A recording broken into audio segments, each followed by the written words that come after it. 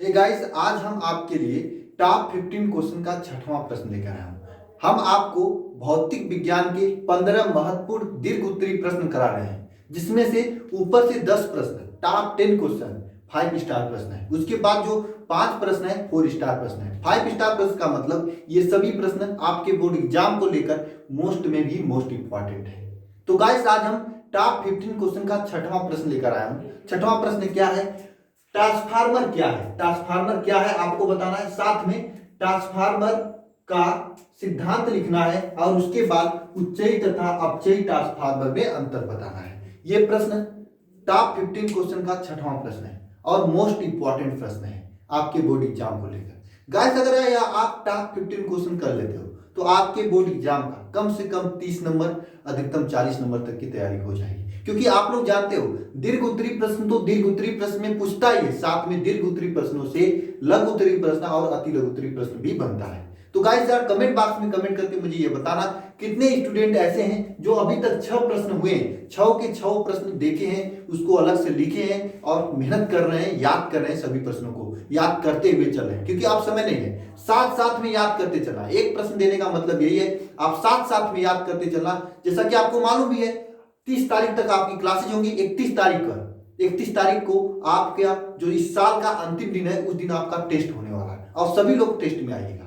तो गाइस चलिए आज का ये प्रश्न शुरू करते हैं। देखिए गाइस, मैं यहाँ पर आपको ज्यादा समझाने के चक्कर में नहीं पड़ूंगा, आपको ट्रिक बताऊंगा, आपको सिस्टम बताऊंगा, कम से कम शब्दों में आपके दिमाग में बैठाने की कोशिश करूंगा, यानी मेमोराइज कराने की कोशिश करूंगा। क्योंकि समय समझने का नहीं बचा हुआ है, अब समय बस याद करके बुक और कॉपी पर लिख कर एग्जाम में, बोर्ड एग्जाम के पेपर में लिखने का बचा हुआ है। तो केवल और केवल याद करने का समय बचा हुआ है। तो गाइस चलिए आज का लेक्चर शुरू करते हैं। शुरू करने से पहले जो नए स्टूडेंट हैं वे अभी तक चैनल को सब्सक्राइब नहीं किए तो जरूर चैनल को सब्सक्राइब कर लीजिए और पीछे की वीडियो जो 6 प्रश्न हुए, इससे पहले आपके 5 प्रश्न हो चुके हैं, जाकर देखें। साथ में चैनल को, साथ में इस वीडियो को लाइक कर लिए, लाइक कर कंसंट्रेशन के साथ पूरे लेक्चर को देखिए। निश्चित रूप से पूरा का पूरा यह लेक्चर आपको समझ में भी आएगा और याद भी होगा। तो गाइस चलिए आज का लेक्चर शुरू करते हैं। तो गाइस, टॉप 15 क्वेश्चन का छठवां प्रश्न है, ट्रांसफार्मर क्या है? ट्रांसफार्मर के सिद्धांत को लिखिए, उच्चयी तथा अपचयी ट्रांसफार्मर में अंतर लिखिए। यहाँ पर 3 प्रश्न है, ट्रांसफार्मर क्या है, ट्रांसफार्मर का सिद्धांत और ट्रांसफार्मर, उच्चयी ट्रांसफार्मर और अपचयी ट्रांसफार्मर में अंतर। देखिए गाइस, कभी कभी क्या होता है, ये क्वेश्चन दोनों एक साथ पूछता है, ट्रांसफार्मर क्या है तथा ट्रांसफार्मर का सिद्धांत। तो ये प्रश्न आपके अति लघु उत्तरीय में पूछता है। अगर कभी कभी आपका उच्चयी तथा अपचयी ट्रांसफार्मर में अंतर, ये आपका पूछता है लघु उत्तरीय प्रश्न में। ठीक है, तो गाइस यहाँ पर अति लघु उत्तरीय, लघु उत्तरीय और यहाँ पर अगर दोनों प्रश्न एक साथ कर दे तो दीर्घ उत्तरीय आपका एक प्रश्न तैयार हो जाने वाला है। तो गाइस चलिए आज सबसे पहले हम लोग जानते हैं ट्रांसफार्मर क्या होता है। देखना ध्यानपूर्वक, यहाँ पर डिफिनेशन क्या है उससे पहले एक बात ध्यान रखना है। ट्रांसफार्मर एक प्रकार की युक्ति है, एक ऐसा युक्ति है जो आपके वोल्टेज को आपके जो वोल्टेज आता है, घर में जो वोल्टेज आता है, उस वोल्टेज को कम कर सकता है और बढ़ा सकता है। यानी कम वोल्टेज से अधिक वोल्टेज में चेंज कर सकता है। यानी अगर आपके घर में, आपके जो बाहर देखे होंगे, जो नुक्कड़ पर गली में ट्रांसफार्मर लगा होता है, वह ट्रांसफार्मर क्या करता है, जो आपके मेन सप्लाई से जो लाइट आती है उसका पावर कम से कम 20,000 वोल्टेज होता है, 20,000 वोल्टेज होता है। तो वह ट्रांसफार्मर क्या करता है, आपके 20,000 वोल्टेज को आपके 220 वोल्टेज में चेंज करता है। वह आपके जो 20,000 वोल्टेज होता है उसको 220 वोल्टेज में चेंज करता है। यानी ट्रांसफार्मर एक प्रकार की ऐसी युक्ति है जो वोल्टेज को परिवर्तित कर सकता है। यानी कम वोल्टेज को अधिक वोल्टेज में, अधिक वोल्टेज को कम वोल्टेज में परिवर्तित कर सकता है। अगर आपसे एग्जामिनर डिफिनीशन पूछ दे ट्रांसफार्मर का तो क्या लिखेंगे? सीधी से लिखेंगे, ट्रांसफार्मर एक प्रकार की युक्ति है। ट्रांसफार्मर एक प्रकार की युक्ति है। क्या है? युक्ति है जो जिसकी सहायता से हम प्रत्यावर्ती वोल्टेज के मान में परिवर्तित कर सकते हैं। यही बात तो बताया आपकी अभी तक, आपको क्या बताया? ट्रांसफार्मर एक प्रकार की ऐसी युक्ति है जिसकी सहायता से प्रत्यावर्ती वोल्टेज के मान में परिवर्तित किया जा सकता है। ट्रांसफार्मर एक प्रकार की ऐसी युक्ति है जिसकी सहायता से प्रत्यावर्ती वोल्टेज के मान में परिवर्तित किया जा सकता है। एक बात ध्यान रखना, ट्रांसफार्मर नोट लिख देना अच्छे राइटिंग में कि ट्रांसफार्मर डिस्ट वोल्टेज के लिए प्रयुक्त नहीं किया जा सकता है। ट्रांसफार्मर डिस्ट वोल्टेज के लिए प्रयुक्त नहीं किया जा सकता है। दो पॉइंट अभी तक आपको याद रखना है ट्रांसफार्मर संबंधी। पहला पॉइंट यह याद रखना, ट्रांसफार्मर एक प्रकार की ऐसी युक्ति है जो प्रत्यावर्ती वोल्टेज का मान परिवर्तित कर देती है। दूसरी पॉइंट यह है, ट्रांसफार्मर दिष्ट धारा के लिए या दिष्ट वोल्टेज के लिए कार्य नहीं करता है। ट्रांसफार्मर केवल प्रत्यावर्ती वोल्टेज के लिए कार्य करता है। दो पॉइंट्स हैं। कभी कभी आपके बहुविकल्पी प्रश्न पूछता क्या है कि निम्न में से ट्रांसफार्मर किसके लिए कार्य करता है, वहां पर डिस्ट वोल्टेज एक काम दिया रहता है, तो डिस्ट वोल्टेज के लिए ट्रांसफार्मर कार्य नहीं करता है। ठीक है, ये बात ध्यान रखना। उसके बाद हम लोग चलते हैं ट्रांसफार्मर के प्रकार के बारे में पढ़ते हैं। देखिए, ट्रांसफार्मर दो प्रकार का होता है। पहला होता है उच्चयी ट्रांसफार्मर, दूसरा होता है अपचयी ट्रांसफार्मर।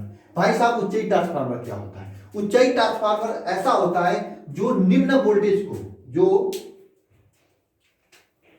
जो निम्न वोल्टेज को उच्च वोल्टेज में चेंज करता है, में परिवर्तित करता है।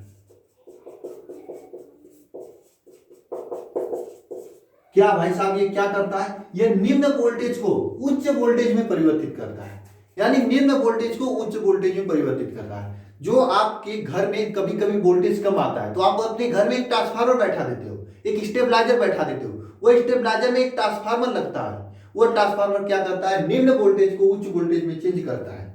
किसमें चेंज करता है? निम्न वोल्टेज को उच्च वोल्टेज में चेंज करता है। ठीक है, इसे हम लोग क्या करते हैं, कभी कभी स्टेप अप ट्रांसफार्मर करते हैं। क्या करते हैं? Step up transformer. टी का मतलब ट्रांसफार्मर, इंग्लिश भी शब्द जानना। इसे कहते हैं स्टेप अप ट्रांसफार्मर। यह क्या करता है? निम्न वोल्टेज को उच्च वोल्टेज में चेंज करता है, उच्चयी ट्रांसफार्मर।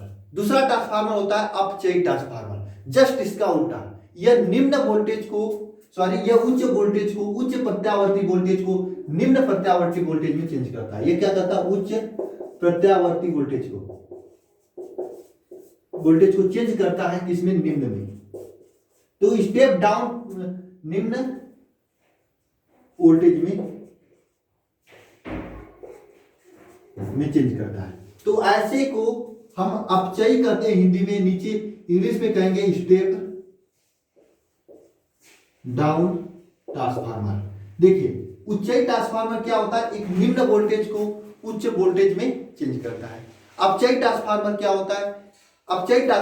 होता है? जस्ट इसका उल्टा, उच्च वोल्टेज को निम्न वोल्टेज में चेंज करता है। सर, ऐसा भी जरूरत आती है क्या? उच्च वोल्टेज आती है उसे निम्न में चेंज करना होता है? हाँ, आती है। कहां पर आती है? जो आपके नुक्कड़ में, आपके गली में जो ट्रांसफार्मर लगा होता है वह यही होता है, अपचयी वाला। क्यों होता है? क्योंकि ये जानते होंगे आप लोग, जो पावर हाउस से लाइट आती है वह 20,000 वोल्टेज पर आती है।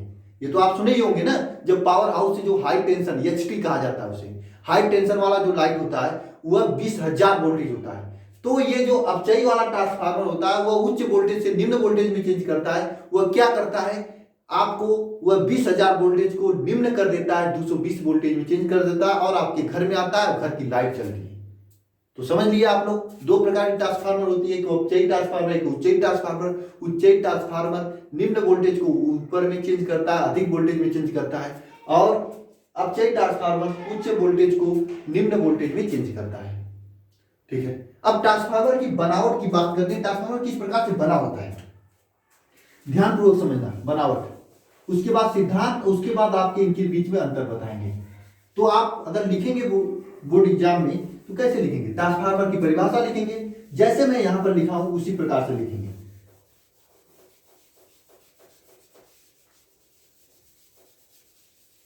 जैसे यहां पर जिस प्रकार से लिखा हूं उसी प्रकार से लिखेंगे, यहां से यहां तक। उसके बाद यहां पर बनावट लिखेंगे। बनावट में क्या होता है? देखना, एक लोहे का क्रोन होता है। अब क्रोन का यूज क्यों किया जाता है? इसकी कहानी है बहुत बड़ी। यहाँ पर भंवर धारा, ईडी करंट, ये सब चीजें आती हैं और बहुत अच्छे से इसका एक्सप्लेन होता है, लेकिन समय नहीं बचा है एक्सप्लेन करने का। समय जो है वह आपको केवल और केवल याद करने का बचा हुआ है। तो सीधे समझना, यहाँ पर एक मतलब तांबे की या सॉरी क्रोन होता है, क्रोन। ठीक है, वह लोहे का सॉरी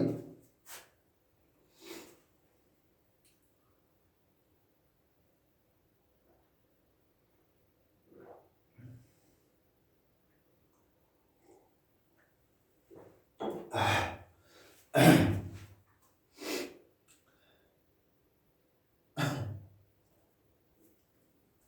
गाइस, थोड़ा गला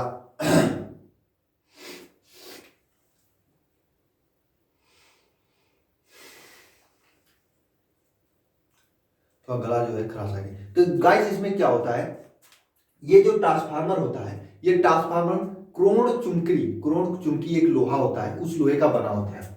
ये जो ट्रांसफार्मर है बना होता है, ठीक है।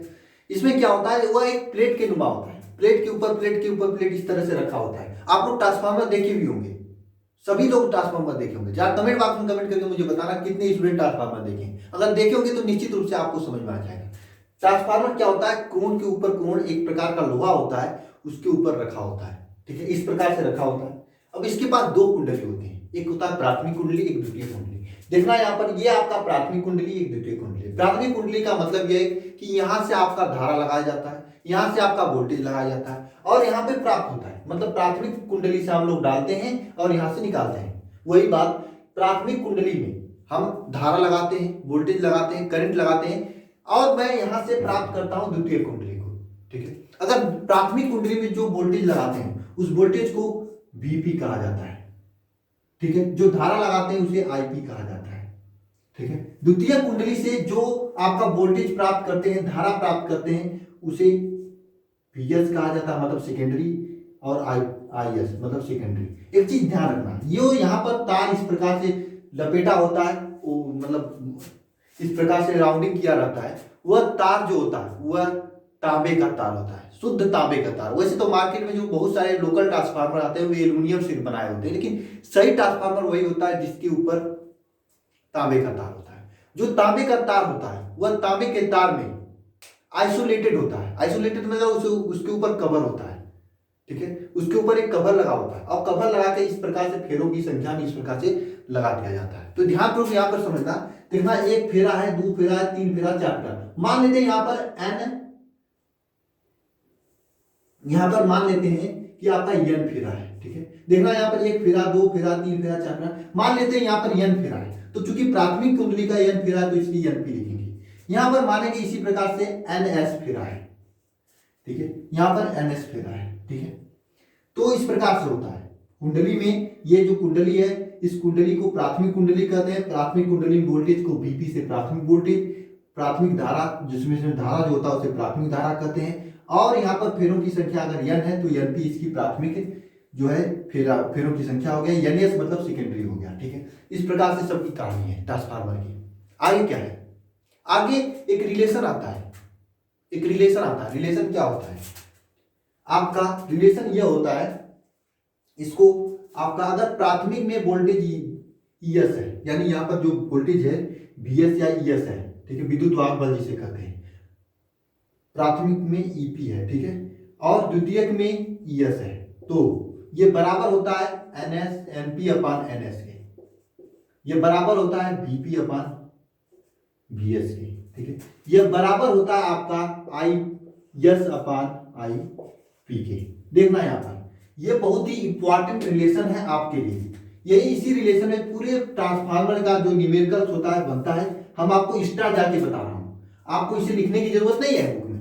आप थोड़ा सा इसे याद कर लेना कि EP अपान ES, EP ES मतलब क्या, ये विद्युत वाहक बल है, विद्युत वाहक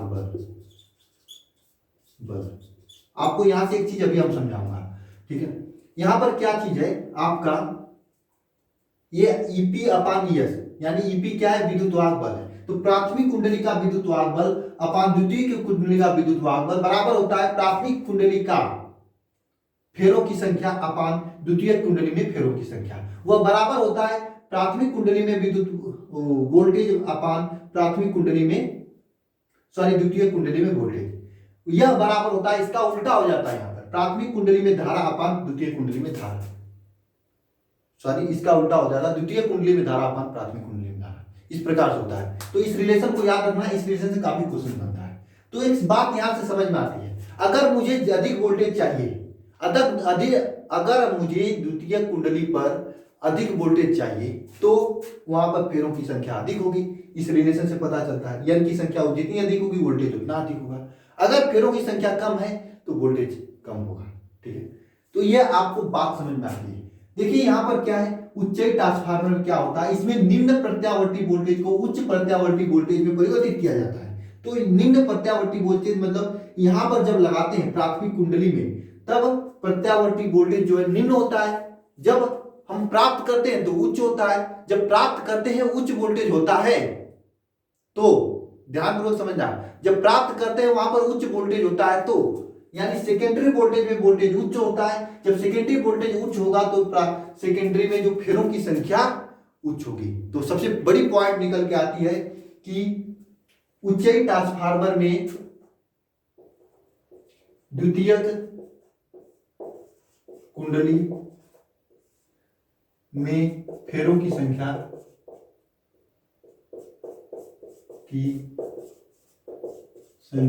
उच्च होती है। उच्चयी ट्रांसफार्मर में द्वितीय कुंडली में फेरों की संख्या उच्च होती है। उसी प्रकार यहां पर निकल के यह बात आती है, तो यहां पर इसी का उल्टा होगा। प्राथमिक कुंडली में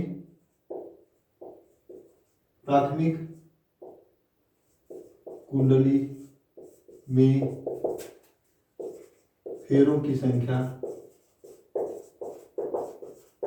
उच्च होती है। यहां पर बात यह निकल के आती है कि प्राथमिक कुंडली में फेरों की संख्या उच्च होती है। तो मैं उम्मीद करता हूं आपको यह समझ में आया होगा ट्रांसफार्मर के बारे में, क्या कि कब क्या होता है, क्यों होता है, ये सभी चीजें आपको समझ में आएंगी। दूसरी बात आती है इसका सिद्धांत क्या है। यह अन्योन प्रेरण के सिद्धांत पर कार्य करता है। ट्रांसफार्मर जो है अन्योन प्रेरण के सिद्धांत पर कार्य करता है। ठीक है, अब चलते हैं हम लोग ट्रांसफार्मर में उच्चयी ट्रांसफार्मर तथा अपचयी ट्रांसफार्मर के अंतर को देख लेते हैं। तो चलिए एक बार आप इसका स्क्रीनशॉट लेना और ले लीजिएगा, क्योंकि मैं रब करने जा रहा हूं, तभी इसके बीच में अंतर मैं बताऊंगा। चलिए हो गया।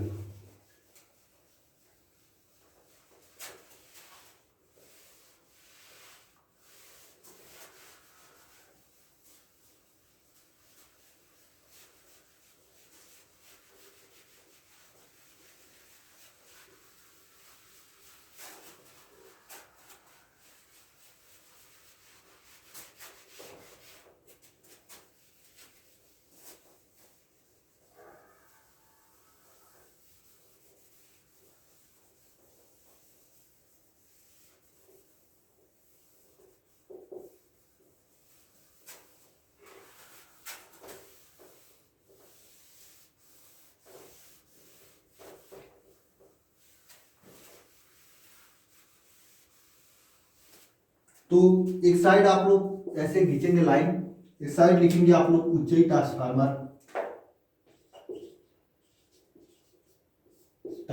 टी का मतलब ट्रांसफार्मर, यहां पर अपचयी, टी का मतलब ट्रांसफार्मर। उच्चयी ट्रांसफार्मर में सबसे पहला आता है अंतर क्या होगा। उच्चयी ट्रांसफार्मर निम्न वोल्टेज को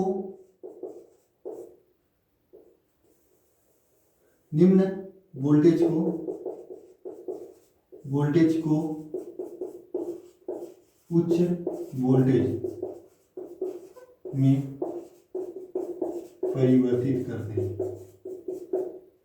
ठीक है, उच्चयी ट्रांसफार्मर निम्न वोल्टेज को उच्च वोल्टेज में परिवर्तित करते हैं, जबकि अपचयी ट्रांसफार्मर क्या होता है, यह निम्न वोल्टेज को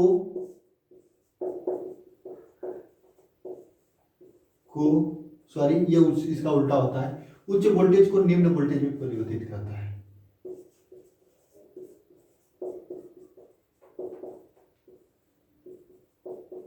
चेंज करता है निम्न में। ठीक है, दूसरी बात यहां पर यह आती है, इसमें द्वितीय कुंडली में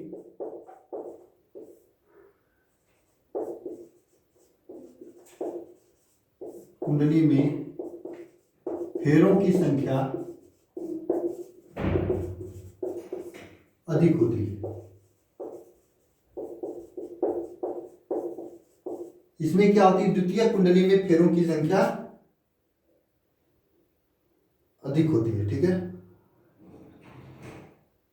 द्वितीय कुंडली में फेरों की संख्या अधिक होती है, और किसके कंपेयर में, प्राथमिक कुंडली से। ठीक है, इसमें क्या होता है, प्राथमिक कुंडली में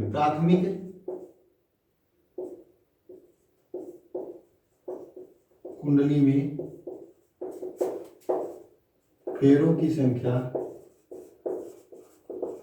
क्या अधिक होती है। इसमें क्या होता है, प्राथमिक कुंडली में फेरों की संख्या अधिक होती है।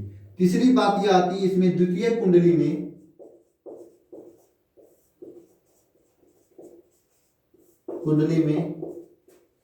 वोल्टेज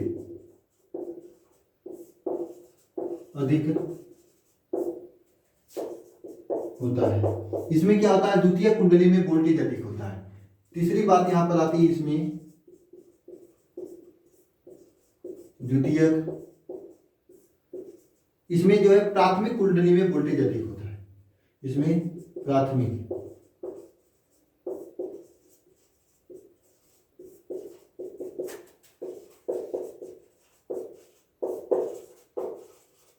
अधिक होता है। तो ये तीन अंतर हैं, तीनों के तीनों आप लोग नोट कर लीजिएगा, काफी हेल्प करेंगे। यहां पर आपके बहुत ही महत्वपूर्ण प्रश्न हो चुका है। मैं उम्मीद करता हूं आपको पूरा का पूरा समझ में भी आया होगा। तो गाइस, अगर अभी तक आप लोग चैनल को, इस वीडियो को लाइक नहीं किए हो तो लाइक कर लो। मुझे मालूम कि आप लोग चैनल को पहले से सब्सक्राइब कर रखे हो। तो गाइस, मिलते हैं नेक्स्ट क्वेश्चन में, क्वेश्चन नंबर 7 में। सभी क्वेश्चन आपके बोर्ड के लिए बहुत महत्वपूर्ण है। किसी एक क्वेश्चन को मत छोड़ना, क्योंकि बहुत ही घाटे में पड़ जाओगे। तो मिलते हैं नेक्स्ट वीडियो में। धन्यवाद।